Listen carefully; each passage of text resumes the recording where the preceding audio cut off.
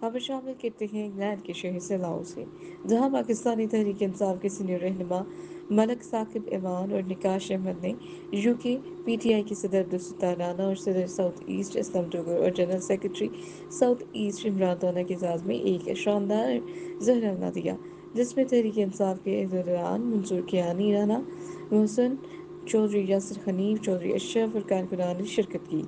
तकरीब से सदर अब्दुल सत्तार राना ने कहा कि हम इम्पोर्टेड हुकूमत को नहीं मानते।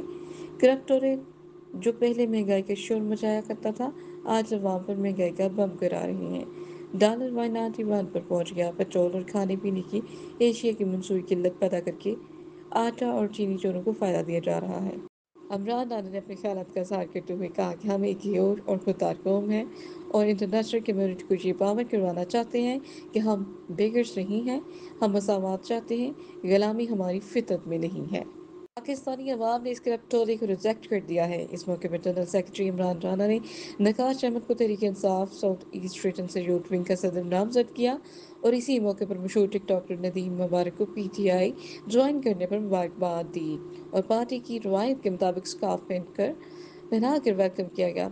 नौ मंतखब सदर यूथ विंग नकाश अहमद ने कहा कि हमारे लिए सबसे पहले पाकिस्तान और पाकिस्तानी अवाम की आज़ादी है। इमरान खान ने अवाम को एक नई सोच दे के दी है कि हम आज़ाद कौम हैं, हम अपने फैसले खुद करेंगे, किसी दूसरे मुल्क की डिक्टेशन नहीं लेंगे।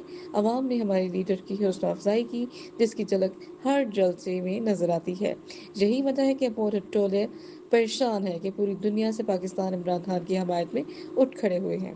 इंशाल्लाह हम अपने कायद इमरान खान की शाना बशाना खड़े हैं और इसका टोले से जल्द अवाम की जात दिलाएंगे। सदर साउथ ईस्ट असम टोगन ने कहा कि नौजवान किसी भी कौम में सासा होते हैं।